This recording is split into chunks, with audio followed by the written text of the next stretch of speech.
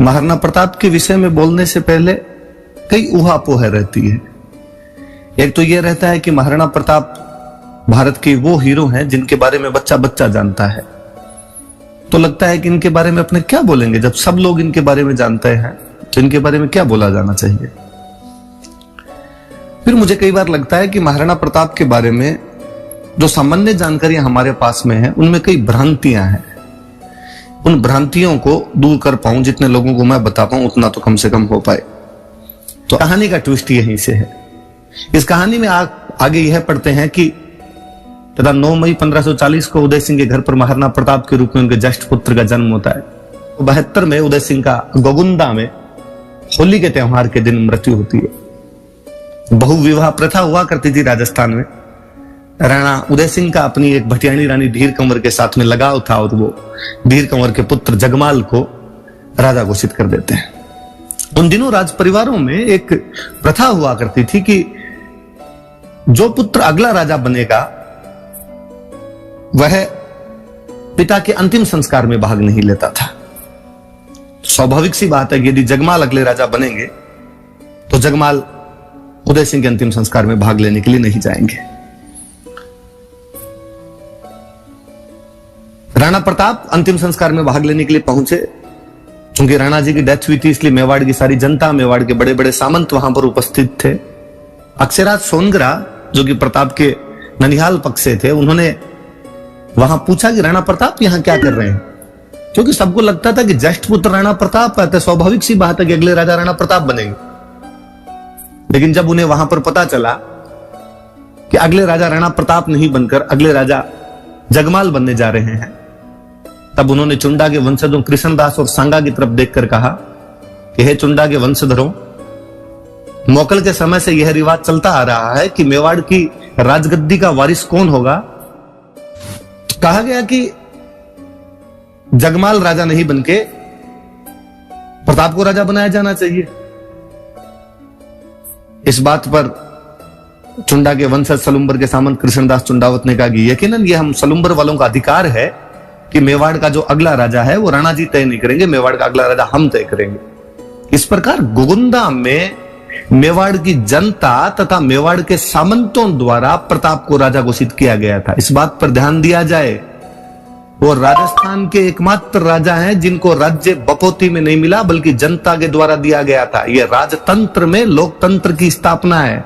कोई राजा किस कदर अपनी जनता में लोकप्रिय रहा होगा कि उसके राजतिलक के समय जनता पूर्व राजा की आज्ञा का उल्लंघन करते हुए जगमाल को हटाकर प्रताप को राजा बना देती है।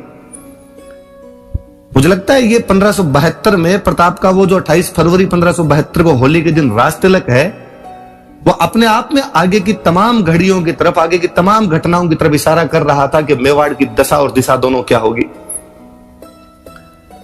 राजा बनने के तुरंत बाद में जब अकबर अपना गुजरात का अभियान समाप्त करके अकबर की सेना आगरा की तरफ लौट रही थी, राणा प्रताप द्वारा उस गुजरात से आगरा की तरफ जाती हुई सेना को बीच में रोककर उस सेना से दंड वसूल लिया जाता है। अकबर इस बात से खिन्न था और अकबर यह भी चाहता था कि जब संपूर्ण भारत को वह अधिकार में लेना चाहता है तो मेवाड़ जैसा राज्य जो कि दिल्ली के ठीक नाक के नीचे बैठा है वो स्वतंत्र कैसे रह सकता था। 1568 में वो चित्तौड़ पर कब्जा कर चुका था लेकिन मेवाड़ महाराणा ने उससे संधि नहीं की थी। अकबर ने प्रताप को समझाने के लिए कई दूत भेजा। तमाम लोग जानते हैं इस बारे में, उस तरफ नहीं जाना चाहूंगा। यह प्रताप के स्वाभिमान का प्रतीक है कि उन्होंने हर बार उन दूतों को बेरंग लौटाया था। एक बात की तरफ मैं इशारा करूंगा कि जब तीसरे दूत के रूप में आमेर राजा साहब भगवान दास जी आए थे और उन्होंने जब प्रताप को कहा कि आपको संधि कर लेना चाहिए, तो प्रताप उनको कहते हैं कि आज के ठीक लगभग 50 साल पहले मेरे जो दादाजी थे उनके झंडे के नीचे राजस्थान के तमाम लोग अकबर के दादाजी के खिलाफ लड़े थे। जब हम खानवा के युद्ध में सांगा के नेतृत्व में बाबर के खिलाफ लड़ रहे थे और उसमें आमेर के महाराज पृथ्वीराज भी हमारे झंडे के नीचे लड़े थे। भगवान दास जी, आप मुगलों के खिलाफ अपना झंडा खड़ा कर लीजिए, मैं आपके झंडे के नीचे लड़ने के लिए तैयार हूं, लेकिन मैं मुगलों के झंडे के नीचे लड़ने के लिए कतई तैयार नहीं होऊंगा। ये चीजें बताती है कि महाराणा प्रताप में विदेशी आक्रमणकारियों के प्रति शुरुआत से कैसा विजन था, कैसी दृष्टि थी। वो ये समझते थे कि देश की एकता के लिए आपस में एकजुट होना आवश्यक है, तभी हम विदेशी आक्रमणों का जवाब दे पाएंगे। मैं हल्दी घाटी वाले युद्ध की तरफ फिर बाद में जाऊंगा, लेकिन मैं उससे पहले कई बातों की तरफ और इशारा करना चाहूंगा। प्रताप का राज तिलक मुझे एक चीज की और याद दिलाता है कि प्रताप का राज तिलक जनता द्वारा किया गया, जगमाल को नकार दिया गया। मुझे पुनः याद आते हैं कि अयोध्या में जब महाराज दशरथ ने कहा कि राम जी को 14 साल का वनवास और भरत को राज तिलक मिलेगा, तो अयोध्या की जो जनता थी वो राम जी के साथ वनवास के लिए रवाना हो गई थी, जिन्हें राम जी समझा बुझाकर पुनः वापस भेजते हैं। मुझे लगता है कलयुग में यकीन राम के वारिस थे कि जिनके साथ जनता इस कदर जुड़ गई थी। तो भी क्यों ना, महाराणा प्रताप सूर्यवंशियों के उसी कुल से बिलोंग करते थे जिस कुल के 64वीं पीढ़ी के अंदर भगवान श्री राम हुए थे और 210वीं पीढ़ी के अंदर जाके महाराणा प्रताप का जन्म हुआ था। महाराणा प्रताप के बारे में अक्सर एक बात और कही जाती है।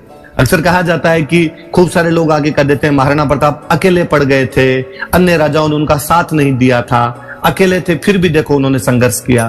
तो मुझे लगता है यार इन लोगों ने इतिहास को ढंग से जाना ही नहीं, इतिहास को ढंग से पढ़ा ही नहीं। यदि आप महाराणा प्रताप के समय की सिचुएशन देखेंगे तो आप पाएंगे कि उस समय बांसवाड़ा के प्रताप सिंह, डूंगरपुर के आस्करण, मेवाड़ के राणा प्रताप, मारवाड़ के चंद्रसेन, सिरोही के राव सुल्तान, जालोर के ताज खान और इडर के नारायण दास। यदि मैंने जो स्थान बोले इनको आप एक रेखा के अंदर खींचेंगे तो आप पाएंगे कि ये मालवा से लेकर गुजरात तक का पूरा बॉर्डर है। इस बॉर्डर में जितने राजा थे वो तमाम लोग एक साथ थे। रणनीतियां बदल गई थी। इससे पहले राजस्थान के राजाओं की एक होने की रणनीतियां ये होती थी कि सारे के सारे जो राजा है वो एक झंडे के नीचे एक मैदान में जाके लड़ेंगे, जैसा कि खानवा के अंदर लड़े थे। लेकिन इस बार कहा गया कि नहीं, ऐसा नहीं किया जाए। सब अपने अपने राज्यों के अंदर मुगलों की खिलाफत करेंगे, सब अपने अपने राज्यों में मुगलों के खिलाफ लड़ेंगे। इसलिए तमाम राजा अपने अपने राज्यों में लड़ रहे थे। यही कारण है कि राणा प्रताप के समय में अकबर राजस्थान में एक सिंगल युद्ध नहीं जीत पाया है। कोई युद्ध नहीं जीता उस व्यक्ति ने। राजस्थान में तमाम युद्ध हार गए थे। मुझे आंकड़ों में, संख्याओं के अंदर बड़ी रुचि रहती है। जब मैं ये देखता हूं कि 1581 में मारवाड़ महाराजा चंद्रसेन राठौड़ अकबर से अजमेर छीन लेते हैं। 1582 में दिवेर के विश्व प्रसिद्ध युद्ध में, जिसकी मैं आगे खूब सारी बातें करूंगा, राणा प्रताप पूरी मुगल सेना को मार देते हैं। और 1583 के उस विश्व प्रसिद्ध दत्तानी के युद्ध में, जिसका महत्व सिरोही के इतिहास में उसी प्रकार का है जो महत्व मेवाड़ के इतिहास में हल्दी घाटी का है, सिरोही के राजा राव सुल्तान मुगलों की पूरी आर्मी मार देते हैं। मुझे लगता है 81, 82, 83 लगातार 3 साल मुगलों को 3 लगातार डिफीट, बुरी वाली डिफीट अकबर के दिमाग में बिठा गई थी कि अब राजस्थान में कोई अटैक नहीं करने। इसलिए 85 के बाद में राजस्थान में पूरे के पूरे मुगलों के अटैक बंद हो गए।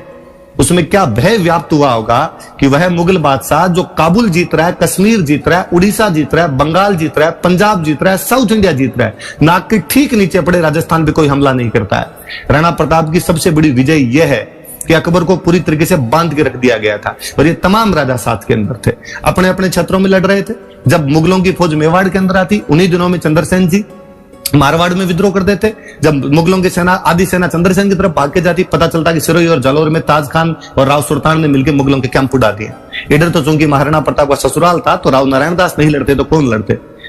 मुगलों के आगरा से सूरत की तरफ जाने वाले जो हज यात्री हुआ करते थे, सूरत की तरफ जाने वाले उनके जो माल के काफिले हुआ करते थे, वो तक रोक दिए गए थे। मालवा और गुजरात के पूरे रास्ते ब्लॉक कर दिए गए थे मुगलों के। तो ये भी प्लीज कोई ना कहे कभी कि राणा प्रताप अकेले पड़ गए थे। इवन मुझे याद है कि बूंदी के राजा सुरजन हाड़ा, जो कि अकबर के साथ संधि कर चुके थे, उनके बेटे दुद्दा राणा प्रताप के साथ में रहे थे। डूंगरपुर के आस्करण जी जब अकबर की अधीनता स्वीकार कर लेते, अकबर से संधि कर लेते, उसके बाद उनके बेटे सहसमल प्रताप के साथ में आ गए थे। प्रताप बहुत बड़े संगठन निर्माता है।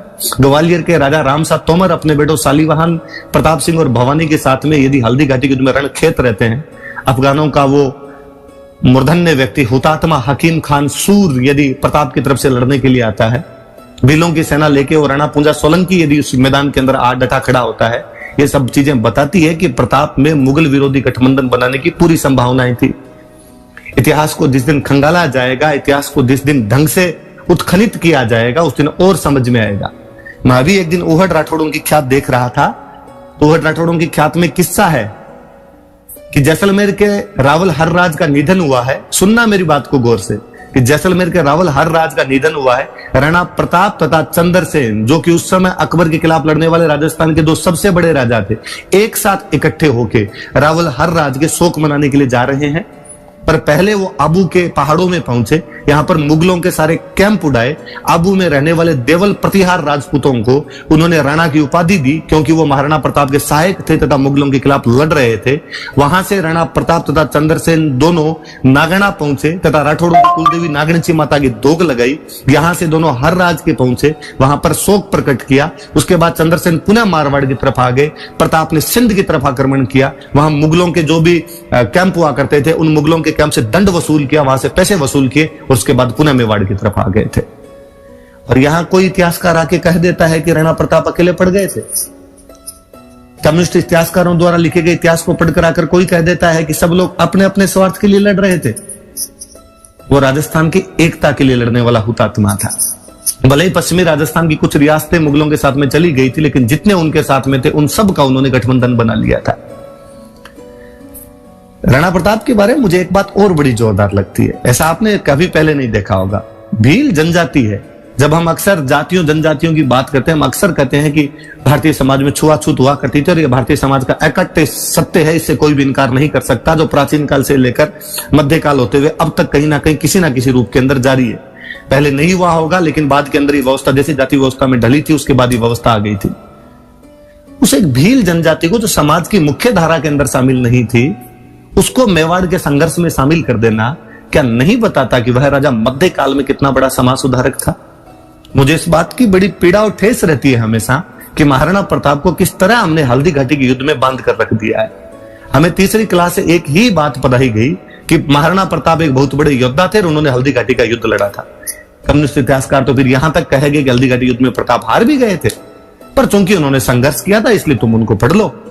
मैं आगे उस बात पर तो बाद में जाऊंगा, मैं पहले इस बात पर पुनः आता हूं कि यह तो कल्पना भी नहीं की जा सकती ना कि उस युद्ध के माहौल के अंदर प्रताप ने कहा होगा कि भील अलग खड़े होंगे, हम बाकी लोग अलग खड़े होंगे, या इनके पानी और खाने की व्यवस्था अलग की जानी चाहिए और हमारे पानी और खाने की व्यवस्था अलग की जानी चाहिए।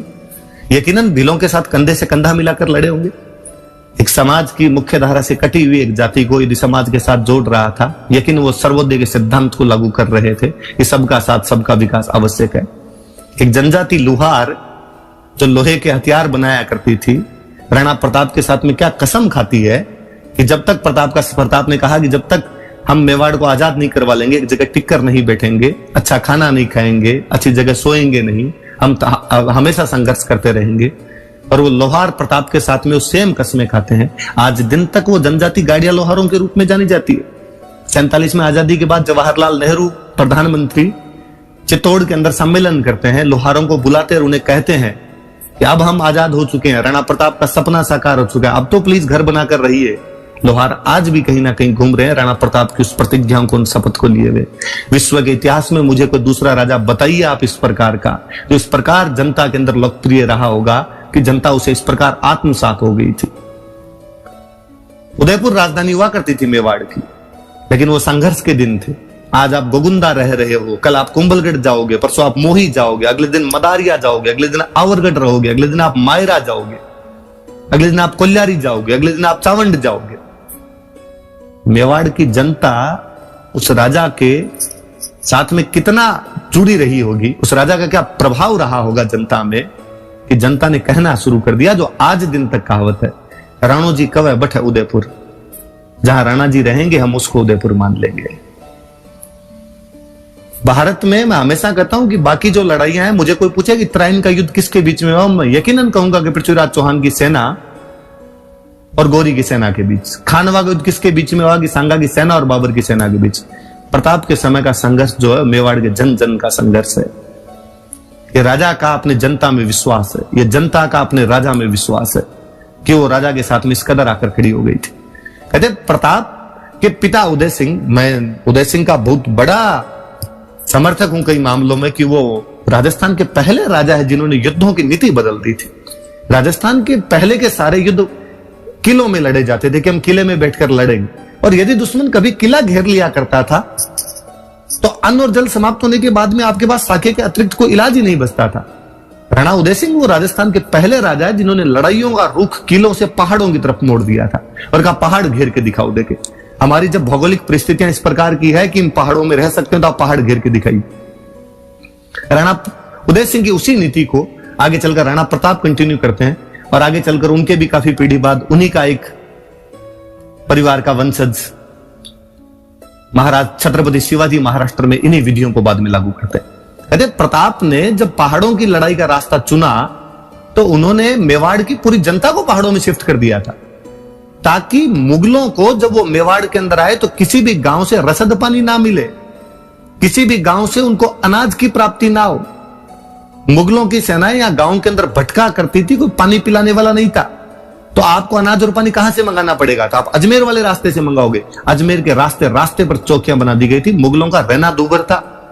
मेवाड़ के अभियान उनके लिए इतने महंगे, इतने कष्टकर रहे थे कि 1585 के बाद में अकबर ने तौबा कर ली थी कि हम बाकी पूरे भारत में अटैक कर लेंगे, लेकिन यहां पर मेवाड़ के अंदर अटैक नहीं करेंगे। मैं अक्सर कई बार मेरे साथियों से मजाक में कहता हूं कि अकबर ने कहा होगा कि यार मुगलों तुम क्यों नहीं अंदर जा पा रहे, प्रताप को क्यों नहीं पकड़ पा रहे हो? और मुगलों ने कहा होगा कि सर मुगल हैं, गूगल थोड़ी है, इन भौगोलिक परिस्थितियों के अंदर हम कैसे घुस सकते हैं, यहां पर हम कैसे जा सकते हैं? कहते प्रताप ने तब एक ऐलान करवाया था कि कोई भी मेवाड़ का व्यक्ति मुगलों को किसी भी प्रकार की सहायता नहीं देगा। तो एक मुगलों के कमांडर ने उंटाला के किले के पास में एक किसान को कहा कि तुम हमारे लिए सब्जियां उगा दो यार कुछ। उस किसान ने कहा कि प्रताप की आज्ञा है कि कोई भी सब्जी नहीं उगा सकता, कोई भी मुगलों को किसी प्रकार की सहायता नहीं देगा, पर यदि मैंने दिया तो मुझे दंड भोगना पड़ेगा। उस मुगल सूबेदार ने हंस के कहा कि यार हमारे एकदम पास में बैठा है, क्या कर सकता है राणा प्रताप तेरा? और उस व्यक्ति ने मुगलों के लिए सब्जियां उगानी शुरू कर दी।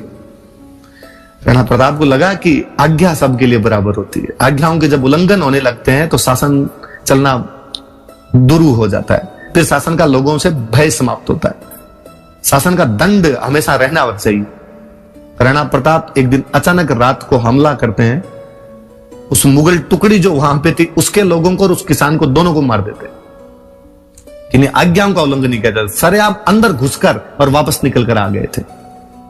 यह घटना बताती है कि नहीं, आपको मेरे साथ में मेरे तरीकों से लड़ना पड़ेगा, तभी हम सफल हो पाएंगे। कि कितने क्लियर थे वो इन चीजों के अंदर कि जो है चीजें उनको उसी रूप के अंदर लिया जाना चाहिए।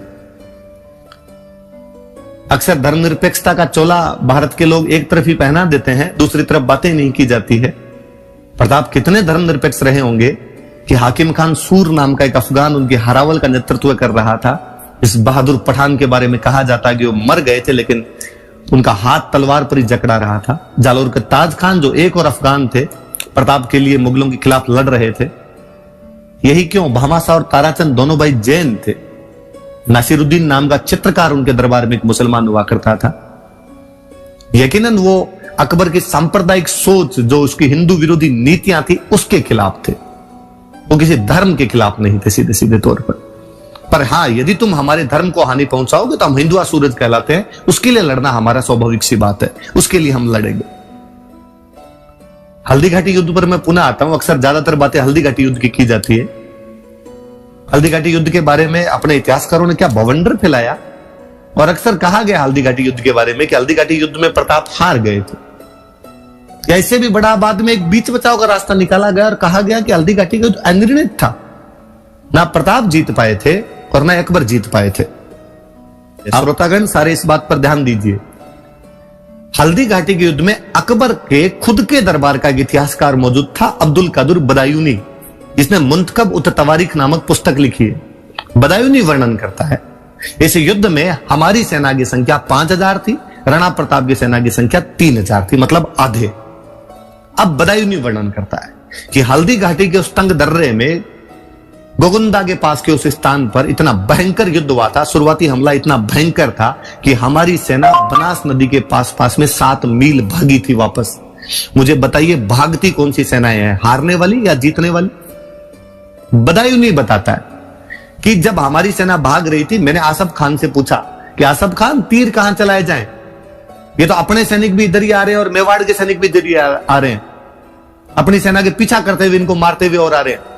बदायूनी थोड़ा कट्टर मुसलमान टाइप का व्यक्ति था। कहते हैं जब युद्ध में आया था तो लोगों ने कहा था कि बदायूनी कलम उलम चलाने वाले व्यक्ति वहां जाकर क्या करोगे, वहां पर तलवारें चलेगी। तो बदायूनी ने कहा था कि जब हिंदुओं का खून बहेगा तब मैं अपनी दाढ़ी के लगाऊंगा। तो आसफ खान ने बदायूनी को कहा कि बदायूनी आंखें बंद करके तीर चला तुम, तो दोनों तरफ से हिंदू मरेंगे, क्योंकि सामने भी मान सिंह की टुकड़ी खड़ी है, उसकी तरफ से भी जो लोग लड़ रहे हैं वो हिंदू है, और उधर से यदि मेवाड़ वाले भी आ रहे हैं पीछा करते हुए इनका, तो वो भी हिंदू है। बदायूं साफ साफ लिखता है कि हमारी सेना भाग रही थी, 8 मील भागी है बनास नदी के पास में, तथा मेवाड़ के सैनिकों ने उनका पीछा किया। उसके बाद बदायूं लिखता है कि जब युद्ध समाप्त होने के बाद में हम जब गोगुंदा पहुंचे थे, तो गोगुंदा में हमें इतना डर था राणा प्रताप का कि रात को हमला करेंगे, इसलिए हमने चारों तरफ दीवार चुनवाई थी। मुझे बताया जाए कि डर में कौन रहता पक्ष है, जीता हुआ पक्ष या हारा हुआ पक्ष? जीते हुए पक्ष का कॉन्फिडेंस अलग होता है। डर छोड़िए, खुले मैदान के अंदर भी सोता है तो भी उसे ये डर नहीं रहता कभी कि कोई हमला कर सकता है। बदायूं नहीं पुनः लिखता है कि जब हम गोगुंदा से अजमेर तक का रास्ता लिया था जून के महीने में, उस भरी गर्मी के अंदर राजस्थान के उन तपते पहाड़ों के बीच में, उन राजपूतों ने हमारी हालत खराब कर दी थी। गांव गांव के अंदर भीलों द्वारा हम लूटे जा रहे थे। जीते हुए पक्ष को कोई लूट ले, इतिहास में ऐसा कब कब सुना है आपने? और इससे भी बड़ा बदायूं नहीं लिखता है कि जब मान सिंह और आसफ खान दोनों अकबर के दरबार में पहुंचे तो अकबर ने इन दोनों का दरबार में आना बंद करवा दिया था कि आज के बाद तुम मुझे मुंह नहीं दिखाओगे। ऐसा कौन कौन से राजाओं ने किया है कि अपने जीते हुए सेनापतियों को बाहर निकाल दिया गया? ऐसा कब होता है कि कोई सेनापति जीत के जाए और राजा महाराजा या बादशाह कहे कि भाई साहब कल से दरबार में मत आना यार, जीत के आ गए तुम तो। ये तो बदायूं के किस्से हैं। अगली घटना जून 1576 में हल्दी घाटी है।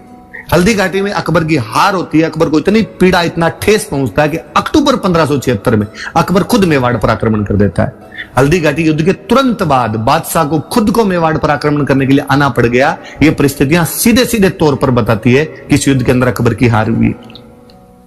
और हल्दी घाटी युद्ध के बाद में प्रताप के इतने ताम्र पत्र मिले हैं जो ये बताते हैं कि हल्दी घाटी के आसपास की भूमि प्रताप ने लोगों को दान में बांटी है। संथाना का ताम्र पत्र, मोही आचार्यन का ताम्र पत्र, ओड़ा गांव का ताम्र पत्र, मंडेर वाला ताम्र पत्र, ये सब इस तरफ इशारा करते हैं कि हल्दी घाटी के आसपास की भूमि प्रताप के पास में, तभी तो वो दान कर रहे हैं। यदि हल्दी घाटी के तो प्रताप हार जाते तो वो भूमि मुगलों के पास में होती, मुगलों के पास में गई हुई भूमि को प्रताप दान कैसे दे सकते थे? वो अपने पास में कोई भूमि रही होगी तभी तो उसको दान में दे रहे होंगे। तो हल्दी घाटी युद्ध के बारे में इतने सारे बवंडर फैला दिए गए। मुझे लगता है आगे से यदि कोई लोग इस बारे में कहीं आपको बोले तो आप ये फैक्ट बताना उनको कि हल्दी घाटी युद्ध के परिणाम क्या रहे थे। हम बताते हैं आपको हल्दी घाटी युद्ध के परिणाम, कि मुगलों में क्या भय व्याप्त रहा होगा कि बादशाह खुद को आना पड़ गया होगा। इससे भी बड़ा इतिहासकारों का षड्यंत्र देखिए आप। हल्दी घाटी युद्ध को तो अनिर्णित और वैसे बताकर समाप्त कर दिया गया। एक युद्ध को इतिहासकार पूरी तरीके से खा गए। हल्दी घाटी युद्ध का एक किस्सा और बताता हूं। हल्दी घाटी युद्ध में बहलोल खान नाम के एक व्यक्ति को प्रताप मारते हैं। कहते हैं वो मानसिंह के हाथी के ठीक आगे खड़ा था, घोड़े पर बैठा था। प्रताप हाथ के एक वार से बहलोल खान को घोड़े समेत चीर देते हैं। किसी कवि ने क्या सुंदर कहा है कि जरासंध बहलोल के वध में ये व्यतिरेक, भीम क्यों दो भुज न थे पातल ने कर एक। कि जरासंध और बहलोल खान के वध में ये एक असमानता दिखाई देती है कि भीम ने जब जरासंध को मारा था तो दोनों भुजाओं का इस्तेमाल किया था। ये पातल या राणा प्रताप तो बहलोल खान को एक हाथ से चीर कर रख देता है। अब मैं दिवेर के युद्ध पर आता हूं। हल्दी घाटी युद्ध के बाद में शहबाज खान नाम का एक कमांडर प्रताप के खिलाफ बार बार भेजे गए, लेकिन उनको सफलता नहीं मिली। मिर्जा खाने खाना जो अब्दुल रहीम थे उनको बार बार भेजा गया, लेकिन उनको सफलता नहीं मिली। दिवेर का युद्ध होता है। अकबर का सेनापति सुल्तान खान वाकई बेहतरीन कमांडर था। सुल्तान खान योद्धा व्यक्ति था। सुल्तान खान मेवाड़ में 4 कैंप स्थापित करता है, दिवेर, देबारी, देसुरी और देवल, और चारों तरफ से महाराणा प्रताप को पहाड़ों में घेर कर रख देते हैं। दिवेर का कैंप जो कि राजसमंद से अजमेर जाने की तरफ का रास्ता है, जहां से मुगलों की रसद आया करती थी, उसमें सुल्तान खान खुद अपनी चौकी लगाकर बैठा। पहाड़ों को चारों तरफ से घेर लिया गया। राणा प्रताप के बाहर निकलने के तमाम रास्ते बंद कर दिए गए। वाकई राणा प्रताप अंदर एकदम बंद होके बैठे हुए हैं। इन्हीं दिनों में दशहरे का त्योहार आता है। दशहरे पर अपने राजस्थान में शस्त्र पूजा की परंपरा आज दिन तक रही है, पूरे भारत में ही रही है। शस्त्र पूजा के बाद में टिका दौड़ करवाया करते थे। शस्त्र पूजा के बारे में कहा जाता कि शस्त्रों को सीधे म्यान में नहीं रखना, ये कहीं ना कहीं इस्तेमाल होना चाहिए, इसलिए छोटे मोटे युद्ध किया करते थे। लेकिन इस बार राणा प्रताप के दिमाग में कुछ और ही घटित हो रहा था। मुगलों के 4 कैंप है, सुनिए इस बात को आप, दिवेर, देबारी, देसुरी और देवल। इसमें दिवेर वाले जो कैंप में मुगलों का सबसे बड़ा कमांडर बैठा हुआ सुल्तान खान। इसलिए सारे मंत्रियों की ये राय थी कि अपने को देसुरी, देबारी या देवल पर अटैक कर देना चाहिए, तो टिका दौड़ का युद्ध भी हो जाएगा और मुगलों का एक कैंप भी अपने छीन सकते हैं। राणा प्रताप ने कहा कि नहीं, दिवेर पर अटैक करेंगे। कहा दिवेर पर उनकी सबसे बड़ी सुरक्षा का, तभी मुगल कभी ये नहीं सोच पाएंगे कि दिवेर पर भी आक्रमण कर सकते हैं। अक्टूबर 1582 का दिवेर का आक्रमण भारत की निश्चित रूप से सर्जिकल स्ट्राइक है। शुरुआती सर्जिकल स्ट्राइक कही जाए उसको, इसमें मुगलों की पूरी फौज मार दी गई थी। एक सिंगल बंदा मुगलों का बचकर नहीं गया था। जेम्स टोड कहता है कि वो मेवाड़ का मैराथन है। 490 बीसी में कभी ग्रीस और ईरान के बीच में मैराथन के युद्ध के साथ में जेम्स टोड उसकी तुलना करता है। किस कदर वो दिवेर का युद्ध महान रहा होगा हमारे इतिहासकार पूरे युद्ध को खा के। क्योंकि यदि दिवेर के युद्ध को पढ़ाया जाए तो पढ़ाना पड़े कि दिवेर के युद्ध में बांसवाड़ा, ईडर और प्रतापगढ़ की सेनाएं मेवाड़ के पक्ष में लड़ी थी। और यह पढ़ाना पड़े तो आपको लिखना पड़े कि प्रताप के साथ में पड़ोसी राज्य जुड़े हुए थे, क्योंकि वो संगठन निर्माता थे।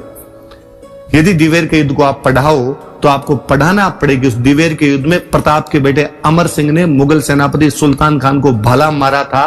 भाला उसको चीरते हुए जमीन के अंदर लग गया था। पर हमें तो अमर सिंह के बारे में दूसरी कहानियां सुनाई गई। हमें तो अमर सिंह की कहानी वो जानते हैं, हरे घासरी रोटी जद बन बिलावड़ो ले भाग्यो, छोटो सो अमरियो चीख पड़ियो, रणारो सूतो दुख जागे। अक्सर कोई आदमी आके कह देता है। हल्दी घाटी युद्ध के बाद में प्रताप की आर्थिक स्थिति खराब थी, उसके बेटे घास की रोटी खा रहे थे और एक दिन वन बिलाव उनके हाथ से घास की रोटी छीनकर भाग गए। कैसे संभव है? अमर सिंह का जन्म 1559 ईस्वी में हो गया था। अमर सिंह के जन्म के उपलक्ष्य में उदयपुर की स्थापना हुई, इसलिए उदयपुर की स्थापना 1559 में की गई थी। 1559 में अमर सिंह का जन्म है, इसलिए हल्दी घाटी युद्ध के टाइम में उनकी उम्र 17 साल है। हल्दी घाटी युद्ध के टाइम में वो रानियों के रनिवास की रखवाली कर रहे थे। वो अमर सिंह जिसके लिए आप कहते हो कि घास की रोटियां खा रहा था हल्दी घाटी युद्ध के बाद में, इस घटना के 6 साल बाद मुगलों के कमांडर को मारता है तो भाले समेत चीर के रख देता है।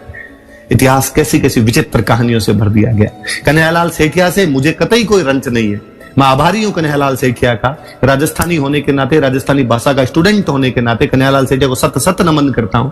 उसकी उस कविता पाथल और पिथल को सत सत नमन करता हूं। लेकिन फिर भी कविताओं के माध्यम से इतिहास नहीं पढ़े जाते। कवियों के बारे में कहा जाता है कि जहां ना पहुंचे कवि वहां पहुंचे रवि। इसलिए कवि ने अतिशयोक्ति की होगी, कवि ने कल्पनाएं की होगी, लेकिन इतिहास को इतिहास की तरीके से देखा जाना चाहिए। कहते हैं सुल्तान खान को जब दिवेर के युद्ध में मार दिया गया, प्रताप घायल सैनिकों को उठाकर ला रहे थे, सुल्तान खान घायल पड़े थे। प्रताप उनके पास पहुंचे और सुल्तान खान को अंतिम इच्छा पूछी तो सुल्तान खान ने कहा कि मैं उस योद्धा को देखना चाहता हूं जिसने मुझे भाला मारा यार, मेरे मारा, मैं डाकी टाइप का आदमी हूं, भाला आर पार निकल गया मेरे। कहते हैं प्रताप को लगा कि अमर सिंह कैंप में उनको बुलाएंगे, टाइम लगेगा। उन्होंने अपने पास खड़े सैनिक को कहा कि ये है, इसने तुम्हें भाला मारा था। सुल्तान खान ने कहा कि नहीं राणा प्रताप, मैं उस व्यक्ति को पहचानता हूं, उसकी आंखों की लालिमा देखी है मैंने, किस कदर गुस्सा रहा होगा उस नवयुवक में। इसलिए अमर सिंह को बुलाया गया और प्रताप ने जब कहा कि मेरा पुत्र अमर सिंह है, सुल्तान खान ने कहा धन्य है, वाकई राणा प्रताप ये तुम्हारे पुत्र हैं, वो अमर सिंह है जिसके लिए आप घास की रोटियों की बातें करते रहते हैं। कहते हैं कि राणा प्रताप ने सुल्तान खान को गंगा जल पिलाया कि मरते आदमी को गंगा जल पिलाया जाना चाहिए, लेकिन फिर भी उनके सांस नहीं निकल रहे थे। इसलिए अमर सिंह को कहा गया कि इस भाले को खींच लीजिए। भाला इतनी गहराई से रोक दिया गया था कि दोनों पैर लगाकर अमर सिंह जब खड़े हुए थे तब भाला उठ पाया था। इसलिए दिवेर का युद्ध सरकारों द्वारा जयंतियों के रूप में मनाया जाना चाहिए। दिवेर के युद्ध की तारीखें याद करवाई जानी चाहिए कि दिवेर के युद्ध ने क्या कॉन्फिडेंस दिया होगा कि उसके ठीक अगले साल 1583 में दत्तानी के युद्ध में सिरोही के राव सुल्तान, जो कि महाराणा प्रताप के खास सहयोगी है, मुगलों की पूरी आर्मी को उसी प्रकार मारते हैं, सेम तरीके से। दिवेर और दत्तानी में कोई अंतर नहीं। और अब आगे सुनिए आप, दत्तानी के युद्ध का समाचार जब राणा प्रताप को मिला कि दत्तानी के युद्ध में पूरी मुगल सेना को सिरोही के राव सुल्तान ने मार दिए, महाराणा प्रताप राजी हुए और महाराणा प्रताप ने कहा कि मैं मेरी पोती की शादी राव सुल्तान के साथ करूंगा। मेरी पोती की शादी यदि किसी योग्य वीर के साथ होती है, इससे अच्छा सौभाग्य और क्या होगा। यह दिखाता है कि ये राजा आपस में किस कदर जुड़े हुए थे। मुझे तो इस जुड़ाव पर एक बात हमेशा और याद आती है कि शाहबाज खान ने जब कुंभलगढ़ पर अटैक किया था तो उसने मान सिंह और भगवंत दास दोनों पिता पुत्र को वापस भेज दिया था अकबर के पास में और कहा था कि मुझे राजस्थान के राजाओं पर भरोसा नहीं है, क्योंकि मान सिंह और भगवंत दास अपनी तरफ होने के बावजूद भी राणा प्रताप की सहायता कर सकते हैं, इसलिए इनको आप अपने पास वापस बुला लीजिए। और अकबर ने हल्दी घाटी युद्ध के बाद में यहां राजस्थान के सेनापतियों को राणा प्रताप के खिलाफ भेजना बंद कर दिया था। फाइनली जब सुल्तान खान को मार दिया गया तो मुगल सेनापतियों ने आना बंद किया था। मुगल सेनापतियों को डर लगने लगा कि यार सुल्तान खान जैसे रंगड़ को मार दिया, यार क्या छोड़ेंगे वो। इसलिए बाद में जगन्नाथ कछवाहा को वापस भेजा गया था। तो 1585 में जगन्नाथ कछवाहा यहां पर आक्रमण करते हैं, लेकिन 2 साल भटकने के अलावा उनको यहां पर कुछ नहीं मिला था, तो जगन्नाथ कछवाहा चले गए थे। 1585 पर जगन्नाथ कछवाहा का जो आक्रमण है वो अंतिम आक्रमण। 1597 तक अगले 12 साल तक अकबर का एक बेटे नहीं। क्यों, क्या कारण है?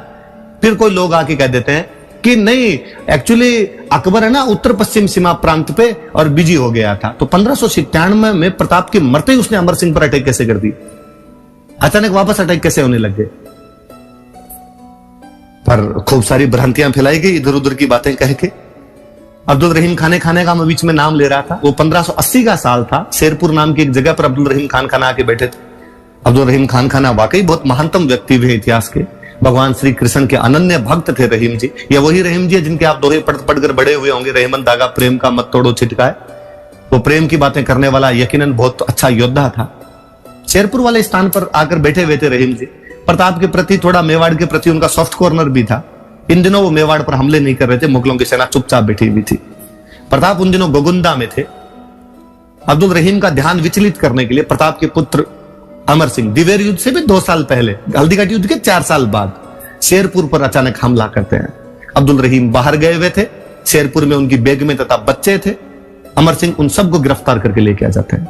राणा प्रताप को जब ये बात पता चली, राणा प्रताप ने उन महिलाओं को जाकर दिलासा दी। उन महिलाओं को जाकर कहा कि तुम सब मेरी बहन बेटी के समान हो, तुम्हें चिंता करने की कोई आवश्यकता नहीं है। हम इस प्रकार से युद्ध के मैदान में बहन बेटियों को बीच में लेकर नहीं आएंगे। उन्होंने अमर सिंह को इस बात के लिए फटकारा तथा अमर सिंह को कहा कि इन बहन बेटियों को वापस रहीम जी के पास सौंप के आओ। ये बताती है बात कि वो कितने नैतिक चरित्रवान थे। उस मध्यकालीन युद्धकालीन परिस्थितियों में कितने लोग रहे होंगे जिन्होंने इस प्रकार से दुश्मन की बहु बेटियों को उठाकर और बंधक बना लिया होगा दूसरे पक्ष पर दबाव बनाने के लिए।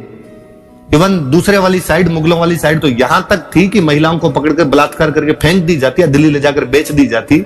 उस समय में एक राजा दुश्मन की बहन बेटियों के साथ भी अपनी बहन बेटियों जैसा बर्ताव करता है। कालांतर में हम देखते हैं कि शिवाजी महाराज ठीक ऐसा ही दक्षिण भारत के अंदर करते हैं। तब हमें लगता है कि वो सुसोदिया खून दोनों तरफ एक जैसा उबाल मार रहा था। कहते हैं रहीम जी के पास में जब वो बेग में वापस गई, उन्हें रहीम जी की आंखों में आंसू आ गए और रहीम जी ने कहा था कि वाह राणा प्रताप, दुश्मन मिले तो भी ऐसा मिले जो दुश्मन की बहन बेटियों को भी अपनी बहन बेटियां मानता हो। राणा प्रताप ने भिजवाया था समाचार उनको कि मैं युद्ध के मैदान में इस प्रकार महिलाओं को बीच में नहीं लाना चाहूंगा, चौड़ी छाती करके मर्दों की तरह युद्ध में आना पसंद करेंगे हम। कहते हैं रहीम जी उस दिन, धर रसी रसी दर अमर खप जासी खुरसान, अमर बिसंभर उपरान न चोरा खोरान। हे राणा प्रताप, मैं नहीं जानता ये धरती कब तक रहेगी, ये धर्म कब तक रहेंगे, ये मुगलिया सल्तनत, ये खुरासान वालों का राज्य कब खत्म हो जाएगा, इस बारे में नहीं पता। पर हे राणा प्रताप, मैं जानता हूं कि तुम युगों युगों तक, जब तक सूर्य और चंद्रमा रहेंगे, इस धरती पर याद किए जाओगे। यह प्रताप की महानता है कि उसके दुश्मन को उसके बारे में दोहा बोलना पड़ गया था, उस दुश्मन को उसके अमरता की तारीफ करनी पड़ गई थी। यह राणा प्रताप है। उन्हें हल्दीघाटी युद्ध से बाहर निकालने की आवश्यकता, उनके नैतिक गुणों को बताने की आवश्यकता है। इस वजह से लोग उनके साथ जुड़े हुए थे। मुझे हमेशा लगता है कि किसी भी व्यक्ति की, किसी भी घटना की प्रासंगिकता तब है जब वो घटना होने के बाद भी और याद की जाए। मैं अक्सर मेरी क्लासों में बताता रहता हूं कि मुझे कभी नहीं लगता कि भारत में किसी व्यक्ति के मन में यह आता होगा कि चलो यार तराइन देख के आते हैं, जहां पर भारत के 3 बड़े बड़े युद्ध लड़े गए थे और जहां पर भारत के भाग्य का फैसला बदल गया था। या कभी कोई व्यक्ति यह कहता मैंने कभी नहीं सुना कि पानीपत में 3 बड़े युद्ध हुए थे, इसलिए पानीपत तो देखा जाना चाहिए। लेकिन ऐसा क्या है कि उदयपुर आने वाला हर पर्यटक हल्दीघाटी आकर जाता है, उस मिट्टी को अपने साथ में लेकर जाता है।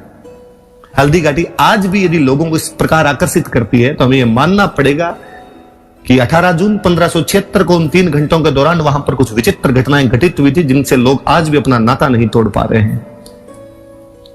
राणा प्रताप किस कदर बाद में लोकप्रिय रहे होंगे। मैं हमेशा कहता हूं कि भारत में राष्ट्रवाद की लहर बंगाल से शुरू हुई थी। बंगाल में राष्ट्रवाद की लहर का कारण यह था कि अंग्रेजों का सबसे पहले कब्जा बंगाल में हुआ था। अंग्रेजी शिक्षा वहां पर आई थी। उन्हीं दिनों वहां पर जेम्स टोड की पुस्तक पहुंची थी, annuls and antiquities of Rajasthan. Rajasthani संस्कृति को महान उद्गाता जेम्स टोड, जिसकी कहानियों ने राजस्थान के वीरता को दुनिया के कोनों कोनों तक पहुंचा दिया था। ये कहानियां जब बंगाल में पहुंची तो बंगाल के लोगों को लगा कि जब मेवाड़ के लोग सीमित संसाधनों के बावजूद मुगलिया सल्तनत के खिलाफ लड़ सकते हैं तो हम अंग्रेजों के खिलाफ क्यों नहीं लड़ सकते। अंग्रेजों के खिलाफ भारत के राष्ट्रवाद का पूरा श्रेय मेवाड़ को दिया जाना चाहिए। मैं पहले भी कई स्पेस में ये बोल चुका हूं कि मुझे घोर आश्चर्य होता है कि रविंद्रनाथ टैगोर के एक व्यक्ति रविंद्रनाथ टैगोर ने मेवाड़ के ऐसे ऐसे कैरेक्टर पर पूरी बुक लिख दी जिनके बारे में हम जानते नहीं। आज जब मैं प्रताप के बारे में और अध्ययन कर रहा था तो मुझे पता चला कि साउथ इंडिया की ऐसी कोई भाषा नहीं है जिसके बारे में प्रताप पर 5 बुक नहीं लिखी गई। 5 से अधिक बुक मिलेगी। बांग्ला का तो साहित्य भरा पड़ा है। अवनिंद्र नाथ क्यों, ज्योतिंद्र नाथ ने राणा प्रताप पर बाकायदा बुक लिखी है। राणा प्रताप 1895 में महाराष्ट्र में बाल गंगाधर तिलक शिवाजी महोत्सव मनाते हैं, पर शिवाजी की फोटो के साथ में राणा प्रताप की फोटो रखी जाती है। महाराष्ट्र आज दिन तक नारे लगा रहा है, जय शिवा सरदार की, जय राणा प्रताप की। ऐसा क्या है कि 1913 में गणेश शंकर विद्यार्थी कानपुर से एक समाचार पत्र निकालते हैं, उसका नाम प्रताप है। 1915 में उड़ीसा के बालासोर नाम की जगह पर बागा जतीन नाम के क्रांतिकारी अंग्रेजों से मुठभेड़ में लड़ते हुए शहीद होते हैं। और बांग्ला साहित्य के महानतम कवियों में से एक काजी नजरुल इस्लाम कहते हैं कि जिस जगह बागा जतीन शहीद हुए हैं वो भारत की नई हल्दी घाटी है। स्वतंत्रता का पूरा संघर्ष प्रताप को याद करते बीता है। आज की राजनीतिक घटनाएं कितनी भी किसी भी तरफ विचारधाराएं प्रताप को किसी भी कोने में ले जाकर खड़ा करती हो, लेकिन 47 से पहले का इतिहास आप देखोगे अंग्रेजों के खिलाफ तो राणा प्रताप ही वह व्यक्ति है जो भगत सिंह, चंद्रशेखर, राजगुरु, बंगाल के क्रांतिकारियों, बाल गंगाधर तिलक, उससे पहले महाराज शिवाजी, इन सब के लिए प्रेरणा स्रोत का काम कर रहे हैं। मुझे एक और बात पर हमेशा बड़ी दुविधा रहती है, जब अक्सर लोग कहते हैं कि प्रताप की आर्थिक स्थितियां बहुत खराब थी और उनके पास में कुछ भी नहीं बचा था, तब मुझे वापस लगता है कि इनको यार थोड़ा ढंग से पढ़ना चाहिए। कुंभलगढ़ से लेकर ऋषभदत्त तक 90 मील का क्षेत्र और देवारी से लेकर सिरोही तक का 70 मील तक का चौड़ा क्षेत्र, 56 और बांसी से लेकर दरियावद का पूरा इलाका प्रताप के पास में था। और घास की रोटियों जैसी बात ही नहीं हो सकती। एक घटना की तरफ मैं और इशारा करना चाहूंगा। अक्सर कहा जाता है कि वह भामाशाह ने प्रताप को अपनी संपत्ति ला कर दी थी। याद रखें आप, भामाशाह के पिता भारमल ही प्रताप के टाइम में मेवाड़ आ गए थे। वो मेवाड़ के खजांची हुआ करते थे। उनके पास जो खजाना था वो मेवाड़ का खजाना था। यकीनन उसके अंदर भामाशाह और उनके भाई ताराचंद की खुद की निजी संपत्ति भी शामिल थी। इस बात से कतई इनकार नहीं किया जा सकता। भामाशाह और ताराचंद जब तक सूर्य और चंद्रमा रहे तब तक याद किए जाने चाहिए। आप तो ताराचंद को जानते भी नहीं होंगे, मैं इतिहास का विद्यार्थियों बता रहा हूं कि भामाशाह का भाई ताराचंद भी उतने ही बड़े दानवीर थे और उनको भी ऐसा ही याद किया जाना चाहिए। उतने ही बड़े योद्धा और हुए थे दोनों। लेकिन वो अधिकतर संपत्ति जो थी वो मेवाड़ की संपत्ति हुआ करती थी। जो भामाशाह कितने ईमानदार व्यक्ति रहे होंगे कि उन संकट के क्षणों में जब सारे इधर उधर तितर बितर थे, उन्होंने सारी संपत्ति लाकर प्रताप को दी थी। वो 25 लाख रुपए नगद और 20 लाख रुपए का सोना था, जिसे प्रताप 25,000 की सेना को 12 वर्षों तक अब रख सकते थे। क्योंकि भामाशाह का बात का एक वर्णन हमें और मिलता है कि भामाशाह मृत्यु से ठीक एक दिन पहले अपनी पत्नी को कहते हैं कि एक बही देकर जा रहा हूं, इसमें मेवाड़ का हिसाब है। राणा जी के संकट के क्षणों में राणा जी के पास में हिसाब पहुंचा देना उस व्यक्ति की ईमानदारी को और बताता है। ताराचंद भामाशाह के छोटे भाई थे, जिनके अनुरोध पर सादड़ी में हेमरतन सूरी ने गोरा बादल पद्मिनी चौपई नामक पुस्तक लिखी थी। पद्मावत मूवी आई थी, तब खूब सारे लोगों ने कहा था कि पद्मावत मलिक मोहम्मद जायसी के उपन्यास पर आधारित है, वरना पद्मिनी जैसी कोई घटना हुई नहीं, इस प्रकार की कोई रानी नहीं थी।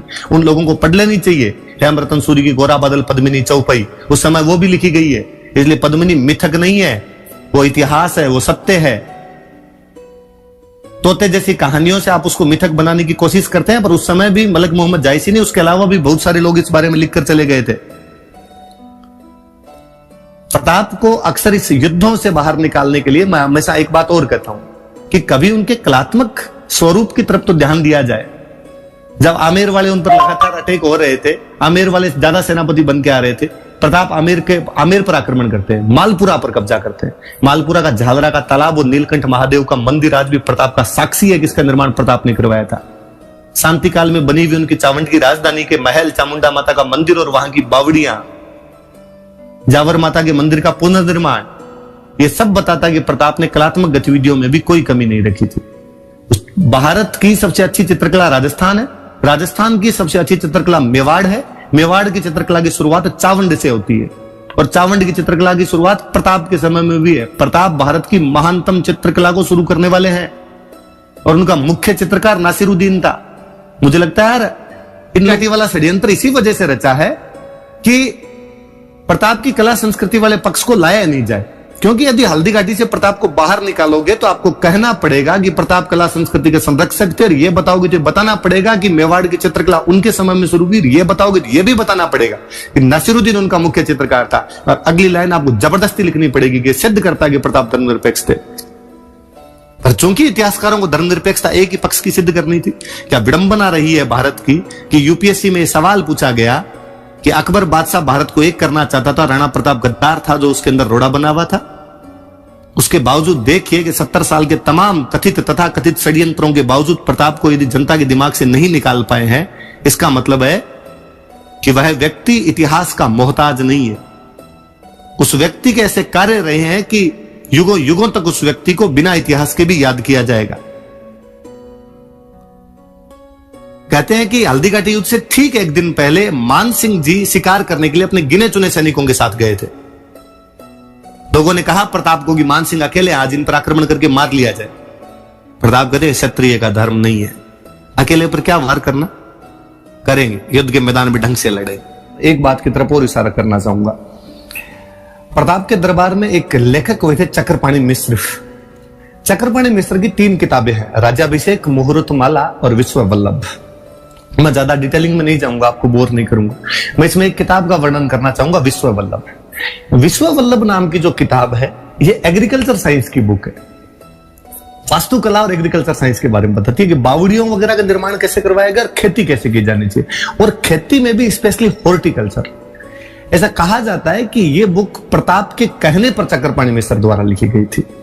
इस बुक को जब आप पढ़ेंगे तो लगेगा, हैरानी होती है कि वह व्यक्ति जो इतिहास के महानतम योद्धा के रूप में याद किया जाता है, इन बातों की कितनी सटीक, गूढ़ और गहरी जानकारियां रखता था कि कौन से फल कब उगाए जाने चाहिए, कौन सी फसल कब उगाई जानी चाहिए, उन्हें कौन सी ऋतु के अंदर पानी दिया जाना चाहिए, उनकी कब कटाई की जानी चाहिए, उनमें कौन से कीट लग सकते हैं, उनमें कौन सी दवाई दी जानी चाहिए। विश्व वल्लभ नाम की वो किताब प्रताप के एक अलग पहलू की तरफ इशारा कर जाती है। प्रताप द्वारा उन दिनों खूब सारी बावड़ियों का निर्माण करवाया गया, क्योंकि पानी की आवश्यकता है। आप अलग अलग जगह जब राजधानियां बनाओगे, उन सभी बावड़ियों के वास्तुकला की तमाम जानकारियां उस विश्व वल्लभ में है। एक और किताब जिसका मैं जिक्र कर रहा था, राज्याभिषेक। प्रताप कितने अनुशासन प्रिय रहे होंगे कि जब उनका राजतिलक हुआ था तो उस राजतिलक के अंदर उनको यह एहसास हुआ कि राज्याभिषेक के बारे में ज्यादातर लोगों को जानकारियां नहीं है कि कौन सी विधियों का पालन किया जाना चाहिए। अतः उन्होंने फिर चक्रपाणी मिश्र को कहकर राज्याभिषेक लिखवाई। यह किताब इतनी पॉपुलर हुई थी कि कालांतर में भारत में जहां कहीं राज्याभिषेक किए जाते थे, वहां पर राणा प्रताप के समय लिखी गई चक्रपाणी मिश्र की उस पुस्तक को मंगवाया जाता था और उसके आधार पर राज्याभिषेक की विधियां तय की जाती थी। तो प्रताप न केवल वास्तुकला में, न केवल योद्धा, न केवल चित्रकला, बल्कि ये कुछ अलग बातें जिनके बारे में आज भी मतलब सिंपली किसी बंदे को मेरे से किसी दूसरे से पूछ ले कि हॉबी क्या है, तो हमारी खूब सारी हॉबी हो सकती है, पर एग्रीकल्चर साइंस जैसी बातें, आर्किटेक्चर जैसी बातों में तो हॉबी आज भी नहीं हो पा रही, पर उस समय उनकी हॉबी हुआ करती थी। प्रताप मुझे इसलिए और लगते हैं कि वो राष्ट्र पुरुष है हमारे, जैसा कि अभी बाबू साहब ने कहा कि वो युग पुरुष है, राष्ट्र पुरुष है, कि यदि प्रताप भारत के अलावा और किसी देश के अंदर होते, वो निश्चित रूप से उस देश के राष्ट्रपिता घोषित किए जाते। कि उस व्यक्ति का जो व्यक्तित्व है वो हमें खूब सारी बातें सिखाता है। प्रताप हमें यह सिखाते हैं कि भले परिस्थितियां कितनी भी विपरीत हो, उसके बावजूद भी आप संघर्ष का रास्ता छोड़ नहीं सकते। प्रताप हमें यह सिखाते हैं कि अपने लोगों में किस प्रकार राष्ट्रवाद की भावनाएं भरी जाती है। उस मध्यकाल के इतिहास में छत्रगत साम्राज्य हुआ करते थे, लोगों में राष्ट्रवाद की भावनाएं नहीं हुआ करती थी, लेकिन मेवाड़ी जन जन के अंदर राष्ट्रवाद की भावनाएं यदि किसी ने भर दी थी तो निश्चित रूप से प्रताप थे। यूं थोड़ी दुर्सा आढ़ा ने कहा होगा, दुर्सा आढ़ा कहते हैं, विरुद्ध छायत्री लिखी थी उन्होंने प्रताप पर, पूरी एक 76 दोहों की बुक लिखी है। उसमें वो लिखते हैं कि अकबर पत्थर अनेक कई भूपत बेड़ा किना, कि हे अकबर तूने कई सारे पत्थरों को इकट्ठा कर लिया है, अर्थात कई सारे राजाओं ने तेरी संधियां कर ली है, लेकिन ये सारे के सारे राजा बांटे हैं, हाथ ना आयो एक पारस राणा प्रताप सिंह।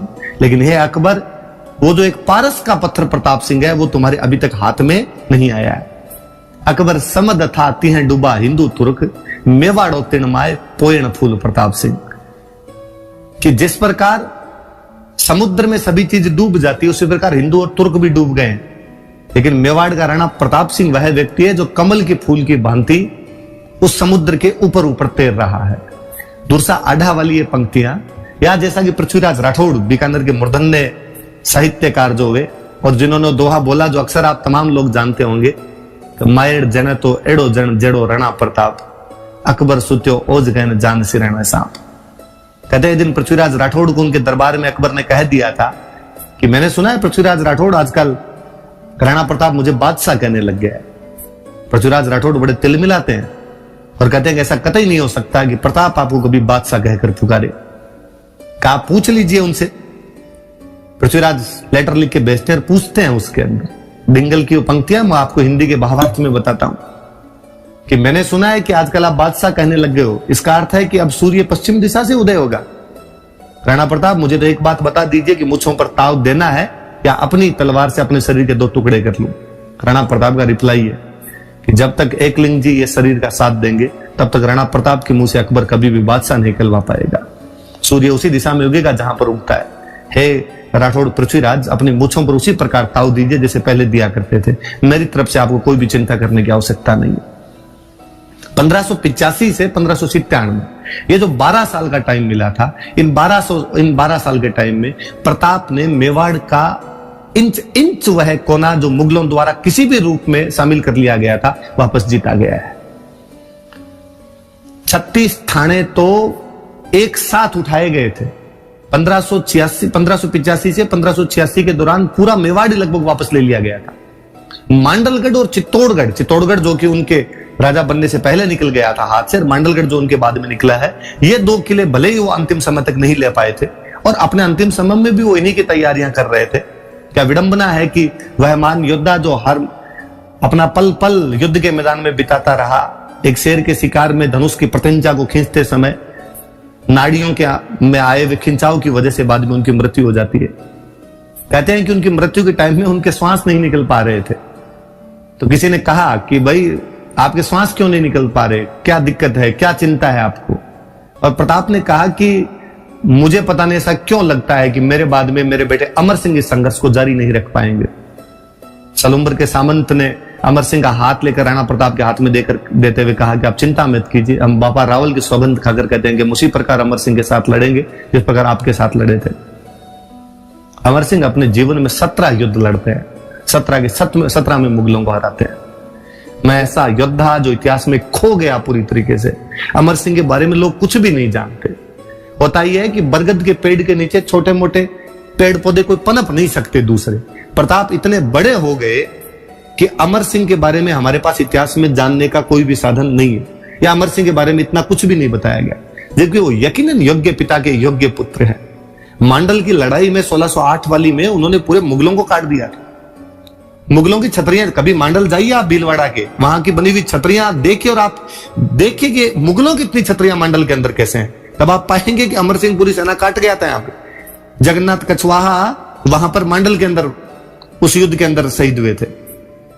मांडल का एक और युद्ध है 1583 वाला, जो मांडल का युद्ध है वो मुझे और याद आता है। इसमें राणा प्रताप मुगलों को हराते हैं। इसमें 2 व्यक्ति वीर गति को प्राप्त होते हैं, नाथा कछवाहा और खंगार कछवाहा, जिनके नाम पर बाद में कछवाहों की 2 ब्रांचेज चली है। तो मांडल के अंदर प्रताप और अमर सिंह दोनों ने जीतें दर्ज की थी। हम तो कुंभलगढ़ के उस दूसरे युद्ध के बारे में भी नहीं जानते जिसमें प्रताप पुनः विजयी रहते हैं।